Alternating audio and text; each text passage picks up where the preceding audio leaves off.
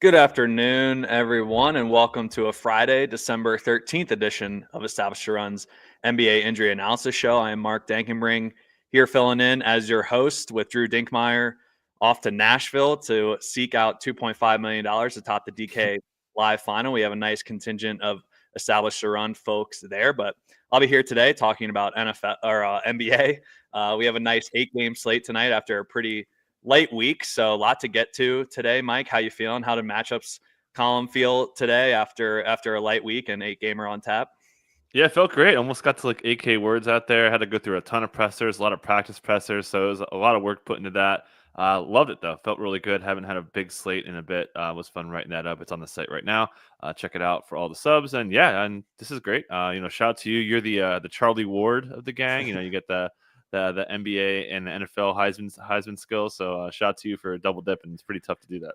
Yeah, do you have any thoughts on teams tonight after they come off pretty much a full week of rest? I'm getting some sirens here, so I'll mute and let you talk about if there's anything off the top there. Yeah, we got a lot of notes on some coaches, particularly the teams that are struggling. I hit on this like briefly in matchups. These teams that are off for a sustained period of time who are struggling, and I'll touch on that. Especially coaches who are, like 10-game samples. They're looking at potentially changing things up. So we'll talk about teams like Utah, teams like the Suns, what they do at center with Nurk coming back, some injuries. The Wizards could see maybe some changes coming in there. So we'll kind of touch on some possibilities, but yeah, decent bit of injuries. A lot of guys coming back. We saw guys kind of miss the last weekend, and then now they're off the injury report. So we'll talk through a lot of that. But yeah, kind of a pretty good amount to talk through. Definitely, we might push an hour on this one. I hope you're ready for it, Dank. Let's do it. All right, let's hop in at the Pacers at 76ers game tonight. Philadelphia 6.5-point favorites here. On the Pacers side, just out tags with Isaiah Jackson and James Wiseman out for the year with their Achilles tears. We have Aaron Nesmith still out with that left ankle injury and Ben Shepherd out with the left oblique injury. So both Nesmith and Shepherd have been out for a while, so not too much changing here. But any news and notes here on the Pacers as they head into Philadelphia? Yeah, I mean, they're playing terrible. They're 10-15. Their schedule hasn't even been that hard, and they've lost a lot of easy games. They just lost at home to the Hornets. That was an embarrassing game. Carlisle said, quote, "We have to try harder and generate more effort." That was really the whole theme. I listened to some Halliburton pressers and others, and they were just like, yeah, we just got to play harder. So clearly that's the message now. Yeah, there's, quote, "nothing imminent on Ben Shepherd and Aaron Nesmith." Shepherd is much closer. So Nesmith's still out, perhaps for the rest of the calendar year. Wow. Yeah, so not great. Carlisle even was talking about trades. He was asked about this, so certainly a leading question. But it was interesting to hear that December 15th, they may be more open to trades. That's the days that guys like Jonas Valanciunas could be eligible to be traded. Guys who basically signed contracts this summer. But yeah, the headlines here for injuries are Andrew Nembhard back to pretty full. We saw him get halves in the first half, and then eventually get close to full. He's close to full now, a guy they need. And then also another note too. With Halliburton struggling again, Carlisle mentioned that they may try to get the ball in Andrew Nembhard's hands more to get Tyrese off the ball and mix up his offense a little bit, which is something that happened earlier. And we saw to start the year, the first 3-4 games, Halliburton's assists were really, really low, partly because of that, because they were letting Nembhard handle there. So kind of keep an eye on Halliburton's assists. Other than that, obviously, Miles Turner has a tough matchup coming his way. TJ McConnell coming off a career high 30. And then the last note, Johnny Furphy's in there. I feel pretty good that Johnny Furphy, their rookie, who they think was a lottery pick. Of course, everyone thinks that about their own players. I feel pretty confident he's in there. So I think we landed at 10 minutes on him. I wouldn't be surprised if he starts eating in a little bit in the Jarris Walker. Takes a little bit of upside off Benedict Mathurin, who's been struggling a lot. So yeah, this is definitely a team that needs to bounce back. Looking forward to seeing if Carlisle is definitely a guy who throws curveballs at us. So I wouldn't be shocked if you see something crazy out of him. What are their options at backup big? Obviously going up against Joel Embiid and Andre Drummond tonight, and with Isaiah Jackson and James Wiseman out, I believe they cut Moses Brown as well. So it's pretty much just Miles Turner there, and then I guess like Obi Toppin as the backup 5. Do they have any other options for size against this 76ers team? Enrique Freeman's almost like a bigger 4. They have been using him at center, and to your point, like, I'm sure the game plan here is to match Miles with Embiid, but what if there's foul trouble? So, I think if in the instance where Turner picks up 2 quick ones, they're going to be calling for a sub for Enrique Freeman. who started at center in Summer League. And again, has been subbing in when they kind of need minutes at the big spot. Going back to earlier this year, when the guys first started getting hurt, I think it was when Wiseman got hurt. Enrique Freeman came in of nowhere to guard Jalen Duren, and then Pistons. So yeah, it would be Enrique Freeman. It would be like the emergency guy if Miles Turner minutes went south because of fouls, or hopefully not. Yeah, seems like a pretty vulnerable spot. All right, let's go over to the 76ers side where Tyrese Maxey, Joel Embiid, and Paul George are all healthy, which is exciting for them. A few out tags here to get to, though. Adam Bona is out with a left knee. Jeff Doughton, Justin Edwards, Pete Nance out with G League tags, and then Caleb Martin out with a right shoulder injury. It looks like Caleb Martin had been coming off the bench recently, only 22 combined minutes in the last 2 games. So maybe not a whole lot to fill in there, but how do you expect them to replace Caleb Martin tonight? And are there any limits on Joel Embiid at this point? Paul George, how are they looking health-wise for the 76ers stars? Yeah, pretty full. I mean, Maxey had that hamstring a few weeks ago. He's back to 42. Embiid hits 33 minutes, played pretty well, running through the post. A lot of pick and roll stuff he was running with Maxey in this game. So, yeah, Embiid's in a really good spot. And as a matter of fact, such a good spot. Well, to be fair, I wanted to make Brandon Miller the cover boy for matchups. But, hey, Embiid's healthy-ish now, so I cover boyed him today. Nice. So I'm pretty excited for Embiid today with the role he has overall. So, yeah, I got the wrong box up. But, yeah, expecting the starting lineup that they had on Sunday to go out there again. So that'd be Tyrese Maxey, Kelly Oubre, who will be guarding Tyrese Halliburton. Paul George, Gerson Yabusele expected to start at the 4. More on that in a second. And then Joel Embiid. But, as I just noted, Nick Nurse said that they'll stick with the starters for now. But he's open to second half alterations to their lineup, which means obviously it's not Maxey, Embiid, or Paul George. But he said he used the example of KJ Martin. If KJ Martin's playing well, maybe he could cut into Yabusele or even Oubre or something like that. And then obviously, which he didn't mention specifically, if Jared McCain has it going, he could cut into Oubre. He could cut into Yabusele. You would certainly think Yabusele's minutes are most vulnerable. He hasn't been that great. He's been hot and cold shooting, all that stuff. So, Yabu's minutes, I feel pretty good he's going to start. Going to guard Siakam to start the game. But, he may get cut pretty down, which could trickle down a bit to Andre Drummond. We saw Andre Drummond not really get the full backup center minutes anymore. So Drummond's minutes are really gross. The best ball shares that, we were pretty high on Drummond by the end of the draft season because Embiid was hurt. That's getting really affected by Gerson Yabusele playing a little bit more at the 5 to note that. But yeah, so KJ Martin's role is pretty strong. Mentioned Jared McCain's minutes. Still not going to be too high. They still want to play Kyle Lowry and these guys. But, yeah, I mean, I feel really strongly that Paul George, Embiid, and Maxey are, pretty close to full. Obviously, Maxey certainly full. And, probably since the Knicks aren't playing today, he's probably the best candidate to play 40 today. Sounds good. Yeah, Gershon Yabusele, one of the best nicknames out there, the Dancing Bear. Hopefully it's not hibernation season for him soon. Let's head over to Cleveland where the Cavaliers play host to the Wizards. Cavs are massive 17-point favorites here. The Wizards injury report is littered with key contributors. Malcolm Brogdon out with a left hamstring, Keyshawn George out left ankle, Corey Kispert out left ankle, and Kyle Kuzma out with a left rib injury. They also have Tristan Vucevic and Patrick Baldwin Jr. out for G League tags, who we saw get a lot of minutes down the stretch last year when they were tanking. So what do you think about the Wizards here? I mean, a lot of key contributors out, obviously. So what are you expecting here for the starting lineup? And is Jordan Poole's usage going to touch 40% or how's it going to look here on the Wizards side? Yeah, quick correction. Patrick Baldwin just got called up recently, so he'll be available today since the last injury report came out. Nice. But yeah, and also Alex Sarr's returning. We saw Alex Sarr miss the last couple games, so that leads us to the big question of who starts, right? We saw prior to the Sarr injury, they had been bumping Jonas Valanciunas to the bench. Now you're getting Cleveland. We'll talk about Evan Mobley's status, and basically, if Evan Mobley's playing, I think that they would start big. That would bump Justin Champagnie. We'll talk about Julian Champagnie in a little bit when we get to the Spurs. So Sarr's going to start. So I feel pretty confident that it's going to be Jordan Poole, who got hardcore trapped in this game. The Grizzlies were double teaming him, top blocking him, wouldn't let him run off any screens. It was pretty crazy coverage for him. The Grizzlies have been so aggressive with their defense. We'll talk about them when we get there. Talked about Drew Holiday yesterday.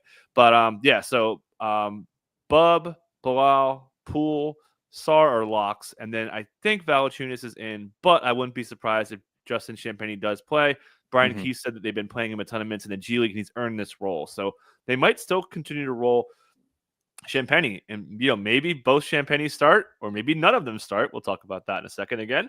But yeah, so I feel pretty good. That's kind of the core six. We'll see if Marvin Bagley gets cut down. As I mentioned, Jared Butler coming off a pretty decent game. Garbage time certainly helped him, but he's kind of in there, I think, decent bit. Johnny Davis probably in there a little bit. We'll see if Marvin Bagley does get cut down. If Valanciunas is starting, then you'd think pretty good chance that Marvin Bagley is still playing there. But again, I wouldn't be surprised if they did bring Joe Val off the bench. As I noted to start the show, Joe Val is eligible to be traded in 2 days. Certainly the Lakers are probably making some calls there since they have no backup bigs. But yeah, this team's terrible.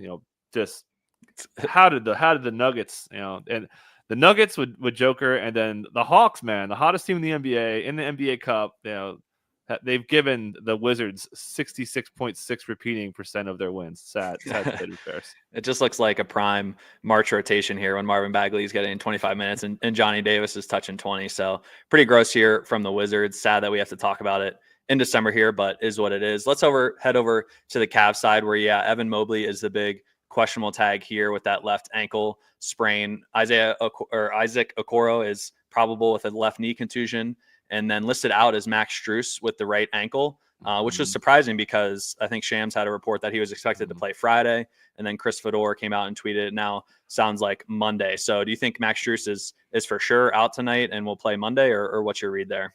Yeah, there was another report prior to Shams who had said he was going to be back. Actually does beat work for the Mavericks, interestingly enough. But yeah, so he was expected to go. I guess they pushed him for practice and they weren't happy with the results. Just me guessing. But that makes sense. So yeah, like you said, probably coming back Monday to keep the seat warm. Isaac Okoro has been starting every game since I think November the 4th when he's available. So I would think Okoro does start. I wouldn't be shocked if he didn't start. Should note, though, this game, Evan Mobley got hurt. They flipped the rotation a little bit because they wanted to use Dean Wade as their backup 5. So Evan Mobley gets hurt in the first half, and they basically pulled Dean Wade out of the first unit and put him as the backup 5. So in the instance that Mobley misses, I wouldn't be surprised if George Niang gets the start. Not confident in that, and should note Evan Mobley only did work on the side, was limited in practice, getting shots up. And it's the Wizards, right? Like, we know this team has talked about, we're going to use our depth, all this stuff. So I kind of lean Mobley not playing. So that would, potentially give a really outstanding role to Jarrett Allen. And then, more minutes to Niang. Dean Wade would play a little bit more. Karras would play a little bit more. And then, yeah, they're just, I think they almost know when they're huge favorites and they go in like scripting minutes to go down early. We may see like earlier subs for guys. We've seen them do that a couple of times. The Cavs, as we've been complaining about, we want more Donovan Mitchell minutes there. But, and should note, Donovan Mitchell gets the toughest matchup. He'll get Bilal Coulibaly on him. So potentially a big Darius Garland spot. Awesome. Let's head to Memphis where the Grizzlies play host to the Brooklyn Nets. The Grizzlies are solid 10-point favorites here, so some potential blowout on the table. The Nets will be traveling without playing without Cam Thomas, who's out with a left hamstring strain. Bojan Bogdanovic yet to make his season debut with that left foot injury, and then Zaire Williams also out with the left knee. They also have 4 guys listed out with G League tags. So what's been going on with the Nets here without Cam Thomas? What do you expect their starting lineup to be? And are they relatively tight now with these G League guys out, or will they still have a full, kind of 10 to 12 guys available to play? Yeah, the question is from like who's going to play is what's up with Noah Clowney. The comments from from Jordi Fernandez saying like, oh, he's going to dress, and then they didn't play him. He was available to play. He's been attacking his rehab hard, yada yada yada, all the stuff that the coaches say. So that's the first question: is does Noah Clowney play, and who does that cut into? Does it take someone out entirely? Like, do they maybe not play Day'Ron Sharpe? Do they maybe not play Trendon Watford? They probably play Ben Simmons, but Ben Simmons has been pretty bad for them. But I would expect Keon Johnson to start and get the John Morant assignment. So I expect the same starting lineup here of Schroeder, Keon Johnson, Nick Claxton coming off a monster game against Brook Lopez, Cameron Johnson, and Dorian Finney-Smith. We'll see how many minutes they play. Obviously, trade speculation for the Nets is starting to ramp up with December 15th. DFS has been eligible to be traded, just to note that. He didn't sign any contracts last year. So, yeah. And then obviously Jalen Wilson's still locked in there. Shake Milton probably still locked in there, but like I said, there's a chance that I would say one of Trendon Watford, Day'Ron Sharpe, or Shake Milton, or even Keon, potentially. I don't think so because they need him for Ja. Could get cut down to get Noah Clowney minutes. But it might just be Conley again. They might just sit him out. So we've got that kind of hedged. They've pretty consistently have been running at a 10. So that's kind of where we're at here. And then the matchup's pretty tough. The Nets defense has really fallen apart. That's been pretty consistent. They play really slow. They're really bad in transition lately, and the Grizzlies are absolutely killing in transition. I'll get to them in a second when we get there. But the question is like Keon starting probably, and then what happens to those bench pieces to possibly make room for Noah Clowney. Cool. And that December 15 date that you keep referencing, that is like the first date that players who either signed a contract in the offseason or were traded can officially be traded again. So that's what's important here. And we keep referencing that's December 15th again for a lot of those players. All right, let's head over to the Grizzlies side where Vince Williams is out with a right ankle sprain and Gigi Jackson remains out with right foot injury. Zach Edey is also listed doubtful here with a left ankle sprain. What's the timeline here on Gigi Jackson? He had an exciting rookie season, obviously, and then off-season foot surgery. Are we expecting him back anytime soon? No. Foot surgery. He's not close. Okay. Perhaps a month, maybe more. Pretty legit injury. So we won't see Gigi for a bit, but we might see Luke Kennard. Really exciting. So he's back from his illness, which puts a squeeze here, right? Like they've got a lot of bodies. Jake LaRavia's played really well for them.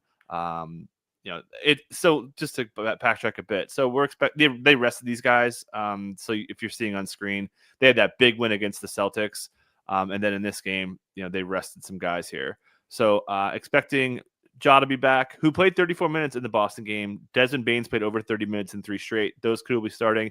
They like Jalen Wells, expect him to continue starting. Jaren Jackson, Brandon Clark for 5. Jalen Wells, Marcus Smart, Scottie Pippen would be their 8. Santi Aldama basically locked in for their 9th in a different order. Santi's been playing really strong minutes. And then Jake LaRavia. And then we're already running out of room, right? Like that, we're getting pretty deep. So, does Kennard play? How much does Jay Huff get affected? So they've got a lot of bodies here. It's almost like they should try to condense this roster a little bit. But it is nice to see that they are starting to play their guys more minutes overall. And just the transition point that I wanted to hammer home. They have 32 transition possessions per game, which is wildly leading the league. And to put that into perspective, the Raptors led it at 23.1 last year, and then the Kings were 22.0 the year. Like they're 10 possession gapping what like league leaders are doing. They are running like crazy. Ja Morant's transition frequency is out through the roof. His pick and roll percentage is down like 12%. It's crazy. So this team runs. I don't like to bet against the Nets, but like they are really bad matchup here for the Grizzlies. Yeah, and it's so great to see Ja Morant back and this Grizzlies team thriving. One of the deepest teams in the year, which made last year's just injury-riddled season so surprising as well, seeing their injury lists be like 12 to 15 deep, given how deep their roster is. And touched on it there. It's tough to find minutes for all the quality players they have. So excited to see them back to almost full strength, and we'll continue to get some reinforcements here down the stretch. All right, let's head to the Charlotte Hornets at Chicago Bulls. Bulls 6.5-point home favorites here. On the Hornets side, LaMelo Ball remains out with that left calf strain. Trey Mann is out with the back injury, and then Grant Williams has an ACL tear, so he is obviously out. Listed probable is Seth Curry with an illness, and then questionable Miles Bridges with a right knee bone bruise. And I'm going to need some help on this pronunciation. Is Tidahin Salaun? Got the last name right, Tajay Saloon. Yep, well done. Tajay, okay. Perfect. Yeah, he's questionable with left ankle sprain. So what can you tell us about Miles Bridges and Salaun's outlook to play tonight? Yeah, I could tell you Salon said, quote, "I'm back." He went through practice, should be good to go, but expect him to come off the bench in the 20s, assuming Miles Bridges can go. Miles Bridges said that, quote, "It's good. I hate sitting out. I'm progressing towards the right way, and I'm trying to get to it, yada, yada." And then Charles Lee talked about LaMelo, who also did some practice. LaMelo's getting close. So LaMelo could be back. Not today, obviously. Probably not the next one, but maybe 3, 4, 5 games out, we're going to get LaMelo back, which is great. As obviously, we'll cross that bridge when we get there. So, yeah, probably game time on Miles Bridges. Should note, though, as I was alluding to, coming off a bone bruise, which was an aggravation. I talked about this back then. The Hornets said it was his other knee. And then I looked through. I was like, oh, no, it's not the same knee. And then they corrected themselves. So he did aggravate the same knee. Wouldn't expect a hard limit. Charles Lee said that they're going to do something different since he's not dealing with a strain like LaMelo is. So he could be like not like hard capped. Mm-hmm. And this guy wasn't playing a lot of minutes. We saw Miles hit like 38, 39, 40 on the regular. This year he's been kind of low 30s. Maybe that comes up a little bit since LaMelo is not there. But either way, I think if Miles is back, he's playing mid 20s in his return. Would expect him to start, and that would bump out Cody Martin as well. So yeah, that's where we're at for those guys. Should mention that Mark Williams played 11 first half minutes on Saturday and then didn't play on Sunday. It's going to be a long progressive buildup according to Charles Lee. So maybe he gets to 15 minutes by the end of the week. Still going to be, I don't know, like Mark Williams is good. Hopefully All-Star break he's starting, but this is a really, really long ramp up from this preseason injury that cut him down. So yeah. And then as you noted, Seth Curry was a late addition probable tag for an illness. As I've noted before, a Charlotte probable tag is a normal team's questionable tag. So decent chance that Seth Curry gets downgraded there, which could open up minutes for a few guys. Isaiah Wong made his NBA debut last week. I could see him getting in there. It would give more minutes to Daquan Jeffries. I think Daquan Jeffries is a candidate to play some small ball 5 in this matchup, especially if Vooch can't play, which we'll get to. Would keep an eye on how many minutes Daquan Jeffries can get, but Salon and Bridges would certainly add some depth to their front court. And then also the headline, I would have cover Boyd Brandon Miller. We just don't have a good enough picture for him for that. The admin pictures and my matchups aren't getting along lately. But Miller's role has been insane. Tons of ISO, tons of pick and roll handling, really good stuff against the Bulls. Could see a big Brandon Miller game today. Awesome. Yeah. And with Seth Curry, too, illness is always a little bit more unpredictable than maybe some other injury listings. So certainly keep an eye on that with the midday ad. Let's head over to the Bulls side. DJ Stewart listed out with a G League tag. Probable is Lonzo Ball with the left knee management. A bit sad to miss out on the Lonzo and LaMelo Ball matchup tonight. That's a bit of a bummer there for LaMelo. Zach LaVine is probable here with back spasms, but back spasms also another one that, just want to keep an eye on as we get closer to game time, but he is probable there. Questionable, we have EJ Liddell and Adama Sanogo with G League tags. Maybe they get called up if some of these other questionable tags are out. Some big ones here with Josh Giddey, questionable with back spasms, Nikola Vucevic with an illness, and then Patrick Williams with the left foot management. So let's start with Vooch, as he is, probably the most impactful here. It is an illness, but do you have any lean on whether he has a chance to play tonight? Yeah, as you noted, Sanogo got upgraded to questionable, which is kind of a wink that there's a very good chance that Vooch doesn't play in this game. So yeah, it's an illness tag. We don't know, but the fact that they're planning to call up Sanogo is a pretty good sign that Vooch is on the doubtful side of that tag. We'll have him in projections all day, but there's a very good chance Vooch doesn't play, which means, assuming he gets through warmups, Jalen Smith would be in a position to start this game. In a smash matchup. I mean, we love centers against the Hornets. So Sticks, if anybody is out there at this game, we would appreciate live feed of Sticks and warmups to make sure he gets through okay. But yeah, expect. So I'm kind of leaning Jalen Smith to start. Sanogo will back him up. I expect them to have some small ball stuff mixed in there. I'll get to Patrick Williams in a second. There. So yeah, that's where we're at with Vooch. Again, illness tough to read, but they are setting it up like he's going to miss this game with those call-ups there. Josh Giddey expected to play, according to Billy Donovan. Different injury that he had last week when he had an elbow injury. So kind of expecting him to play again. Matchups a little bit tougher now that you have Patrick Williams, who is expected to play 20 to 24 minutes, has been practicing all week, pretty much ready to go, but this is the same foot he hurt last year at the end of the season. They're going to be pretty careful with him. So I'd expect him to be on that 24-minute limit for a bit. I think he's going to start. I think he's just a way better fit. Like, he's not a high usage guy. You need another defender out there. You need some wing defense. I think he starts. So I think he's going to slide in for Ayo Dosunmu, assuming Josh Giddey can play. So Giddey, Levine, Kobe White, whose minutes are back up after a small injury last week, and then Patrick, and then Vooch or Sticks there. So yeah, pretty exciting. And then should note one last matchup note. The pace of this game is interesting. And we talked about how the Hornets are playing really slow. They're playing really, really slow. They're almost at 16 seconds per offensive possession. That's like, a second and a half slower than the average, whereas the Bulls are first. Or actually, they're second. The Grizzlies just passed them. So we'll see which kind of pace wins out. I would expect the Bulls really to try to push the pace, especially if Vooch isn't out there. Props to Vooch, though. He's been running around out there with that pace, and minutes have held up. Yeah, nice. Cool. All right. Definitely a spot to monitor throughout the day there with the G League call-ups and a few key questionable tags there. Let's head to Minnesota, where the Lakers will be without both LeBron Jameses tonight. LeBron James Sr. out with a left foot, and Bronny James is out with a G League tag. They are still without Jared Vanderbilt, who has missed the whole season after right foot surgery. Christian Wood is out still after left knee surgery. And then Jackson Hayes out with a right ankle sprain, and Jalen Hood-Schifino out with left hamstring. So pretty thin front court here for the Lakers. Austin Reeves and Anthony Davis are both probable. I think we can feel decent about them playing, but pretty tough spot for them to be thin in the front court going up against a Wolves team with Rudy Gobert and Julius Randle. Any news and notes here on the Lakers as they play without LeBron tonight, who are expecting to start and potentially pick up a bigger role in Minnesota? Yeah, as you noted, Austin Reeves was upgraded to probable, had gone through some practice earlier this week. It wasn't full practice, so he might have a little bit of a limit on him. I do expect him to start. Anthony Davis has been listed with this probable foot thing pretty much since that game against the Grizzlies when he suffered it. Forget the date, but like a month ago. So yeah, those two, I would expect Reeves to start, so that's two. I think Connect's going to start. I think hasn't been playing great. Rui Hachimura locked to start. Should note, really busy two-man game against this Blazers team. They ran a lot of like AD pick and roll with Rui. The JJ Redick said they didn't plan on doing that. It just was kind of working, and it was effective. So shout out to them. A lot easier to do that against the Blazers instead of the Wolves team, who kept them to, I believe, 80 points earlier this month, and B, the Wolves are playing great defense. We'll get to that in a second. So.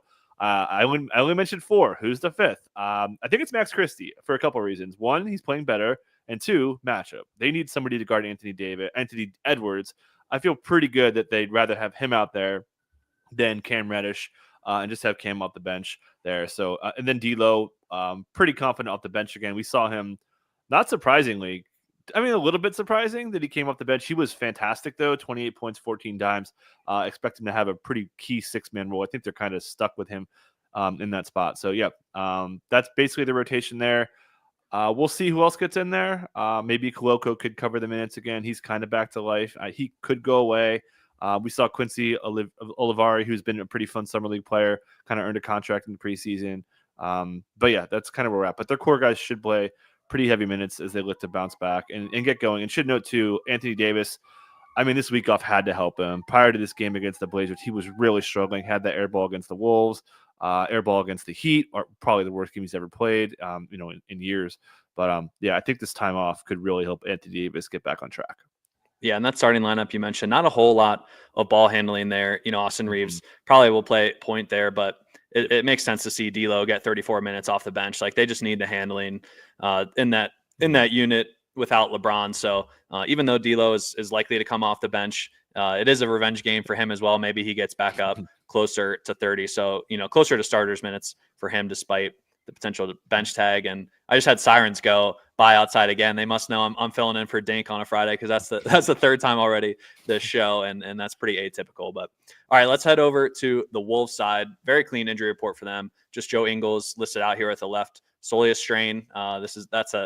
It brought me back to last season with the Dame Lillard, calf strain and all the calf strains we seem to see down the stretch. Joe Ingles is out with that. They also have 4 G League guys listed out. So pretty clean report here for the Wolves. Any news and notes there?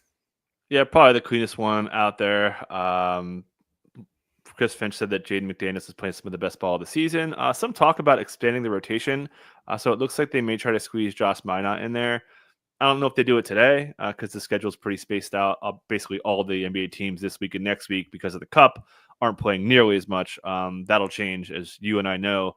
After Christmas, and then it started the Christmas run from Christmas to All-Star break. They kind of jam the games in there. So we'll be ready for that. But yeah, nothing really to note besides the fact their defense is great. Last 4 games, they are first in D rating, 94.6 points per 100.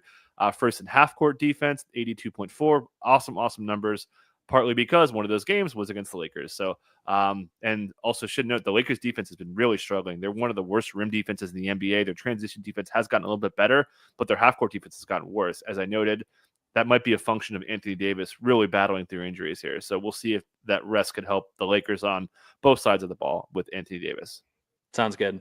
Let's transition to the Denver Nuggets hosting Los Angeles Clippers here in my hometown. We've got the Clippers with a decent amount of out tags here. Kawhi Leonard, without a timetable for return, still it's going to be a while on him with the right knee injury. Terrence Mann is out with a left finger fracture. Derek Jones Jr. out, right hamstring strain, and Kobe Brown out with a back injury. So what can you tell me about the Clippers here? Is Norm Powell up to 100% in full go? Are they running a bit of a tighter rotation here with Jones Jr. and Terrence Mann out? What are the news and notes here on the Clippers?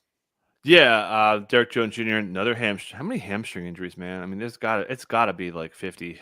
There's so many. So yeah, he's going to miss some time, perhaps 2 weeks or more, which raises the question: who starts? It's really between two guys. I would say Amir Coffey is the heavy favorite here, but Nick Batum also a candidate to start. And then also one other factor too is you're taking away Derek Jones Jr. on ball role. You already lost Terrence Mann. Amir Coffey is a wing defender. Nick Batum, although has been used on ball, particularly by Nick Nurse. I'm sure you hardcore NBA people, you saw Nick Nurse use Nick Batum as the lead handler defender a lot, which Lou doesn't do quite as much. Does sometimes though. So yeah, those two guys are candidates. Again, Coffey the favorite. But the point I'm getting to here is how many minutes could Chris Dunn play? They need him to have a really big on ball role. If Jamal Murray can play, which sounds doubtful, we'll get to that. I'm curious to see if they could extend Chris Dunn's minutes a little bit more because they need that defensive role since that kitty has been really, really busted there. So yeah, James Harden missed the last game. He's back, full practice, expecting the limitations. I think it was just to, get one game off. And then, that way you have, I think it's 9 days off here because they have, a couple of days off again. So I think it was just a rest thing for him. As you noted, Norm Powell back to full 35 minutes. We saw him light up the Nuggets 2 times this year. I believe it was a career high 39 earlier this year. Smoked them. I think it was 25 points in 28 minutes. Norm Powell has destroyed the Nuggets this year. So expecting a starting lineup of Harden, Dunn, Norm Powell, Amir Coffey, maybe Batum, and Zubats, and then mentioned Batum. Kevin Porter will have a bench role. Jordan Miller's still going to get minutes here, and then we'll see if Mo Bamba will expect to come in there. That'll be their core guys. We'll see if Bones Highland gets in there. But yeah, that's kind of where we're at, and that's where we're going to be for the next couple of weeks without Derek Jones Jr. Awesome. Yeah, you mentioned Andre Drummond, a bit of a struggle for the best ball bags, but man, the Clippers have been an absolute smash for our ranks there with Norm Powell and Zubac and Harden all crushing this season. So great to see Norm Powell and almost like the lead scorer role there for the Clippers. Really fun to see him ball out. All right, let's head over to the Nuggets side. Listed out here, Vlatko Konchar with the left knee, Duran Holmes, right Achilles, and then Dario Saric listed out with the left ankle. So Saric pretty much the only, key rotation piece out of those three. They also have a few G Leaguers listed out. Probable is Aaron Gordon with that right calf strain, Christian Brown with the right quad contusion, and then Jamal Murray is listed questionable with right hamstring inflammation. We had a bit of a back and forth here today. Law Murray tweeted out that Jamal Murray would be out. Then he apparently deleted the tweet, and it came out that Jamal Murray is still listed questionable. So it kind of seems like he's more on the doubtful side of questionable. How do you read this situation, Mike, and Jamal Murray's chances to play tonight? I got an outlaw like that. Shot Law. Law is one of the best beats on the planet. So everyone makes mistakes. Yeah. Pretty unlikely, right? Like he did portions of the practice. He wasn't in gear. He had a t-shirt on, sweatpants on. Malone basically said they're going to be careful with him. He's had issues with his hamstring before. Like pretty much every sign is indicating that Jamal Murray is not going to play in this game. He's missed a couple games here. Again, it's a long season. You've got a capable backup in Russell Westbrook there. So we like to say 75% chance for projections. It's probably right on that line, probably more. And as a matter of fact, if this game was at like 7 p.m. Eastern, we would have him out of projections. But just so you guys know who have our projections, do not expect Jamal Murray to play. Expect a pretty big bump out of Russell Westbrook later today. Again, pretty confident he's going to start. So then the rest is pretty much normal. Aaron Gordon still getting listed with that calf. Minutes have been down a little bit. They did get a blowout, but the minutes were kind of full-ish his second game back. So expect him full. Michael Porter Jr. could benefit from matchup and losing Derek Jones Jr. Playing a little bit better. He also gets a pretty nice usage boost in the games Jamal Murray misses. And then Russell Westbrook. I'm curious how they handle the matchups, honestly, because we saw Aaron Gordon guard Harden okay in the first game, and then they didn't have Gordon in the second game, and Harden rolled them. I think it was his season high, actually second season high scoring game. That game against the Wizards was his highest. But yeah, they absolutely killed him. So I'm curious to see if they put Westbrook, who they've been putting on lead handlers, if they do that with Westbrook, and then have Aaron Gordon on the wing or whatever. But I still kind of think it's going to be Aaron Gordon. Maybe they put Westbrook on Norm. I still think it's going to be Brown, but just curious to see how they use Westbrook because Michael Malone has really talked about how they like him being their point of attack defender. Just different against this Clippers team. All that said, Dario Saric rolled his ankle at Georgetown. Random injury note for you guys. So he's out for a little bit as they were, taking a practice when they were playing the Wizards. So that's their core five. Julian Strawther's minutes will come up a little bit. Peyton Watson's still a pretty good spot. We'll see if they go a little bit smaller here. It's kind of where we're at. So, pretty core group. Expect to see some pretty strong minutes. The bench has been pretty iffy. We got to talk about Joker. 52 points per game in his last two. Absolutely flame throwing. I think if you have DK scoring, I play in a season long 14-team league, and I have Joker. He outscored everyone by like 100 points in DK points. So that's where we are. So expecting pretty strong minutes here against the Clippers. Fun matchup. Jokic is the best. And I agree with you that I think these Nugget starters are likely, due for heavy minutes here. We've had quite a bit of time off for them. That you mentioned the bench has just been a massive struggle all season. And if they were to miss Jamal Murray, you're taking, pretty much the most reliable bench piece in Russell Westbrook and putting him in the starting lineup here. So if Aaron Gordon is, healthy with this calf strain, then I think we could see mid-30s almost out of every one of these guys. So pretty exciting game to target in DFS. I'm sure you'll talk about that later on the DFS show, especially if Jamal is out. Yep. All right, let's head up to the other big home court advantage. Utah Jazz are playing host to the Phoenix Suns. The Jazz are 7-point underdogs here as they host Kevin Durant and the Suns, as Kevin Durant is listed probably here with the left ankle sprain. So Suns are pretty much fully healthy here. What can you tell me about Phoenix and their expectations tonight? Yeah, they are pretty good spot. Nurk back. Grayson Allen rolled his ankle in the last game, twisted, and he couldn't return to the game, but not listed, should be good to go. So, getting Kevin Durant back. Let's start with that. So he returned from a calf injury that was a more severe injury.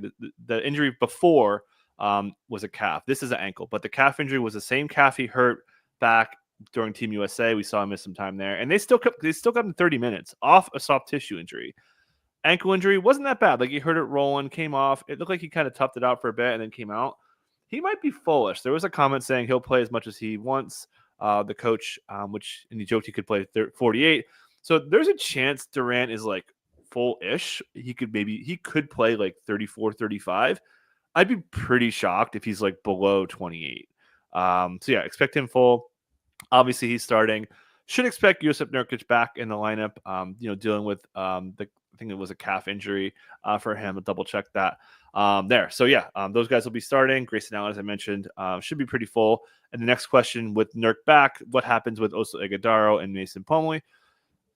Should have Plumlee on has the upper hand here, but it could be Ighodaro there.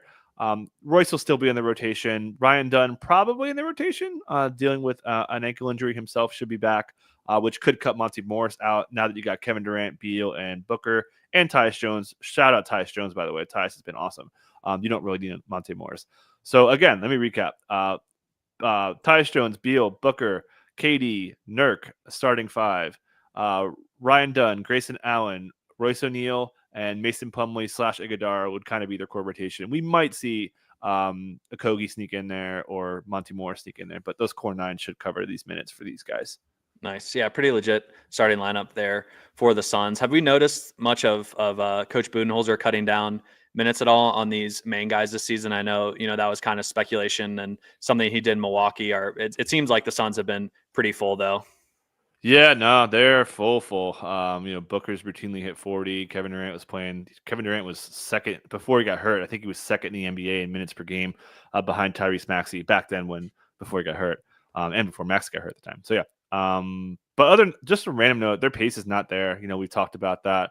They're just 18th in offensive seconds per possession. We know Bud Ball is threes, which they have been doing. They've been shooting a good amount of threes relative to last year, but their pace isn't there. Being 18th in offensive pace was something that, I thought they'd be top 10 with the way Bud's track record is always top 5. We'll see if they can add some more pace to their offense. Cool.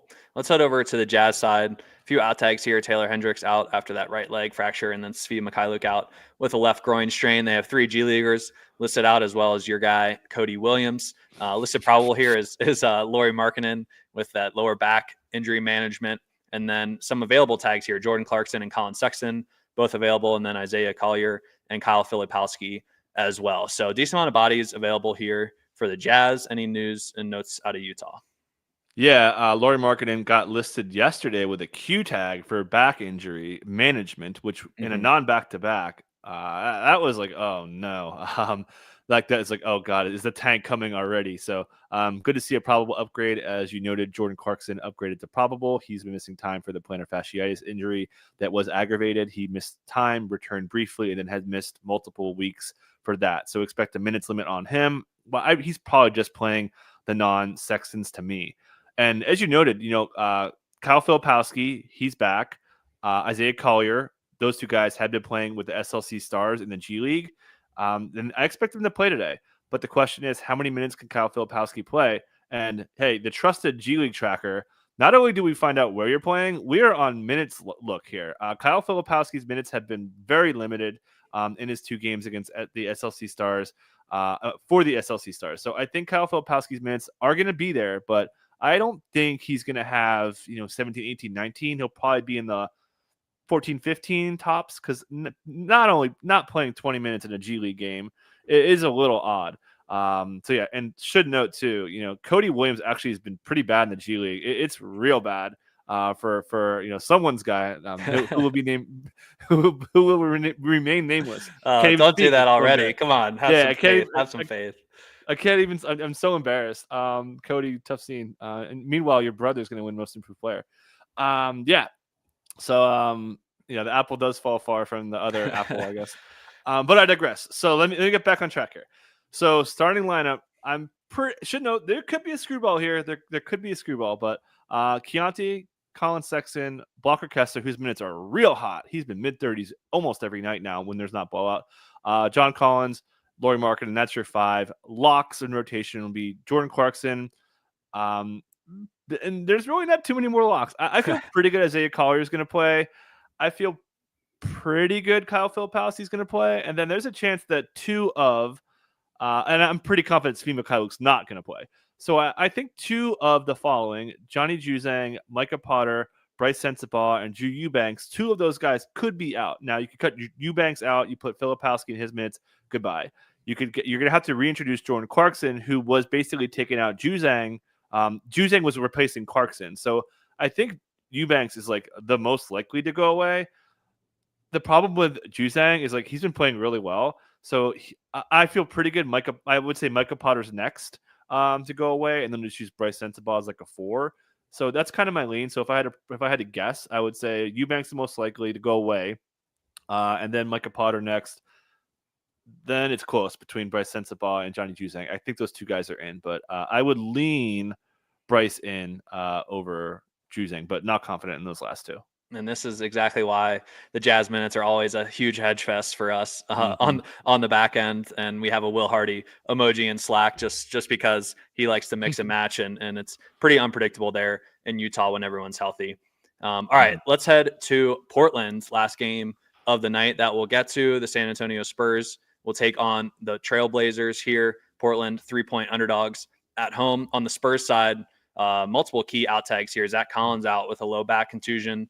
Stephon Castle out, left shoulder contusion. Keldon Johnson out, left calf strain. And then Trey Jones out with a left shoulder sprain. So again, a lot of key contributors here and ball handlers, with Trey Jones and Castle and Keldon. So what's the deal here for the Spurs tonight? Who are we expecting to start, and how deep will they go? Yeah, a lot of second unit guys too. You mentioned with Zach Collins and Keldon, as you mentioned, Stephen Castle hurt his shoulder in the last game. Was unclear if he was going to play, but did get ruled out here. So he's going to miss not long. I don't think it'll be more than a couple games, maybe 3. So he's going to be out, which raises the question who starts. I feel pretty good. It's going to be Jeremy Sohan. You need to replace his defense. Stephen Castle's been their lead on-ball defender. That's been a role that Jeremy Sohan has occupied pretty much his whole career, and that's what Castle had been replacing when Sohan hurt his thumb. So feel pretty good that Sohan will be starting. The next question, as I kind of alluded earlier when I was talking Justin Champagnie, could we get Devin Vassell in the starting lineup already? Like, I mean, we've been going at this for a month. He did have a bit of a knee setback on top of the toe surgery he had. But like he says, he feels good. There was a comments from Mitch Johnson called about 2 weeks ago that they were eventually going to start him. You just had all this time off. You just lost Stephen Castle in the first unit. Like, can we get Devin Vassell in the starting lineup already? Enough. So that's kind of my thoughts. Perhaps, definitely biased as someone who has like 38% Devin Vassell in best ball. But yeah, keep an eye on that. The lead candidate would be Julian Champagnie. That's just their roles are similar.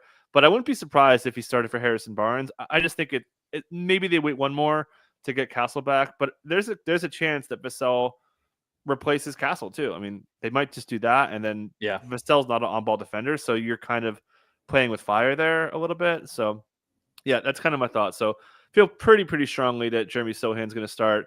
Wouldn't be surprised if Vassell unseats Harry B or Julian Champagnie. And then Charles Bassey should get the backup minutes to Wembanyama. Should know Wembanyama was playing through a back injury. Time off should help him.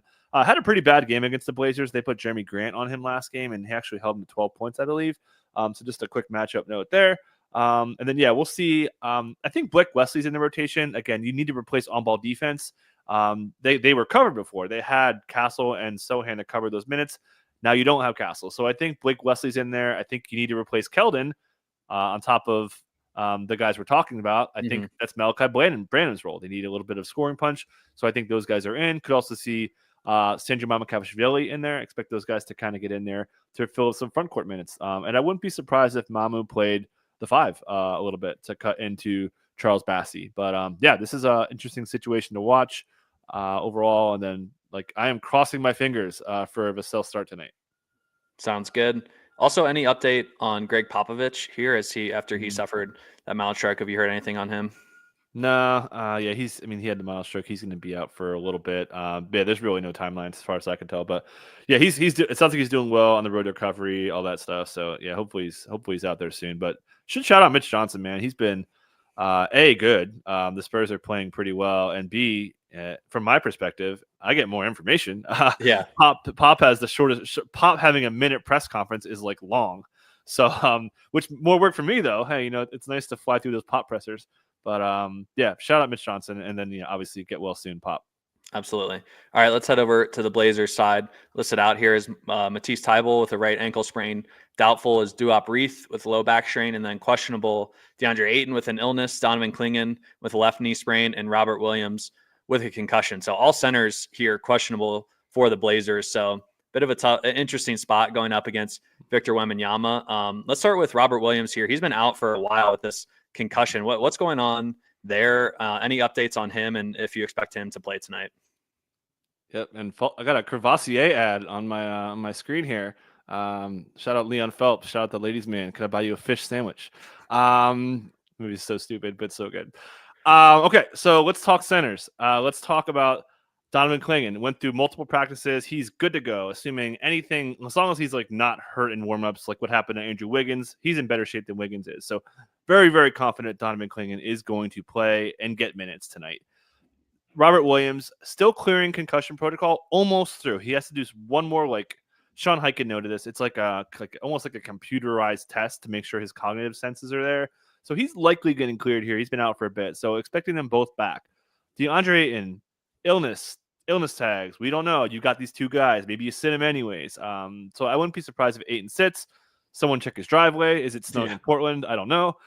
So they should have two of these centers back there, and they need it. Their rim defense has been atrocious since really these guys went down. They were elite rim defense, and they've completely flipped, almost like the Lakers. They were great rim defense, and they got really bad. So yeah, expecting if Ayton's in, he's starting. If he's not, I would expect Clingan to start, and I would expect Time Lord to also come in there. Probably not play the full 48. They might sneak in Jabari Walker to cover their minutes. They did also get, over the weekend, they got Scoot Henderson back, who played okay. He got into pain a lot. I thought he looked fine. Had his burst from a quad contusion. So, yeah, he's back. That'll squeeze the minutes a little bit on Anthony Simons, a little bit on Shaedon Sharpe. We saw some overlap there. Jeremy Grant been really, really cold lately. Expect him to start still. But, yeah, the starting lineup should be, mentioned the centers, but Anthony Simons, Shaedon Sharpe, Jeremy Grant, Tumani Kamara. Bench will have Denny Avdia for sure, Scoot, as I mentioned, one of those centers. And then it should be Delano Banton in there. And then maybe, Chris Murray sneaks in there, something like that. But yeah, interesting situation, getting some bodies back. And they might just sit Ayton at this point just to get those guys minutes. If Ayton was out, who do you think would be the most likely candidate to start? It'd be Klingon. I'd be pretty confident in that, given the fact that he's been, again, I think at least 2 full practices. He's like completely good to go. He'll have a bit of a cap coming off MCL sprain, but he's got a good shot to play like 23, 24. And then you're talking about Time Lord playing like 18, 19, and then Jabari Walker would kind of fill in the gaps. Do you think any of the Blazer centers will get traded? Do you think Robert Williams still has a market? Is anyone interested in Ayton, or is he pretty much stuck there? Any thoughts there? Yeah, I mean, the contract's really big. Value's really bad too. So yeah, I think that someone may pull the trigger there, but not looking good. Time Lord's definitely tradable. The contract's way better, and a lot of teams need centers. So I think Time Lord eventually will get traded. And perhaps the timing is good. You get him back now. That December 15th date, he's eligible. He's been eligible to be traded, but just to say to get players, there's more players he can be traded for. To put it that way. So yeah, good timing to be back. But he's been, and should note too, he's been great in his minutes. So yeah, teams should definitely be giving I said Celtics. Shout out them. The Blazers a call for Time Lord. Love it. All right, Mike, way to go, carrying us through this 8-game slate. That's why I'm starting to call you the encyclopedia. Just anytime you got a question about basketball, just hit up Mike Gallagher, the encyclopedia, and he'll have the answers for you. So appreciate you hanging in there with me today. This was a lot of fun. Came in under an hour. But that will do it today for this edition of the Established Run NBA Injury Analysis Show. As always, we ask for your support in promoting this free content by liking the video and subscribing to our YouTube channel. Obviously, if you're here for the last 50 minutes with us, you undoubtedly learned several things from Mike. So please reward us with a like and subscribe. Helps us out a lot and helps us to keep producing this free content for you all. If you'd like to have interest in getting access to our behind the paywall content, you can head to establishedrun.com/subscribe-NBA to see our different packages there. Mike has a matchups column, as he alluded to, almost 8K words on this 8-game slate. So absolutely love that. Great to dive into. And we've got a whole lot of stuff that is quality work behind the paywall as well. So appreciate you guys all hanging out with us today. Happy Friday. Enjoy the weekend and a nice 8-game slate after a light week. Peace out.